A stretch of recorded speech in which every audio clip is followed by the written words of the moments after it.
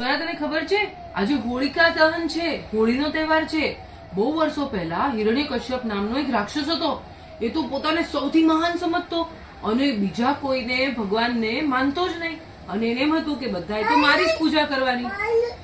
પણ એનો દીકરો હતો ને જે, એ પ્રહલાદ, એ વિષ્ણુ ભક્ત હતો. તો એ તો વિષ્ણુ ભગવાનમાં માનતો અને હિરણ્યકશ્યપને એ સહેજે ગમતું નહીં.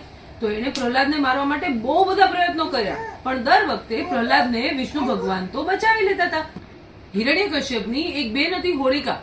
એને વરદાન હતું કે અગ્નિ એને મારી ન શકે. તો હિરણ્યકશ્યપે એને કીધું કે તું પ્રહલાદને ખોળામાં લઈને આગમાં બેસી જા, તું બચી જઈશ ને મરી જશે. પણ થયું ઊંધું.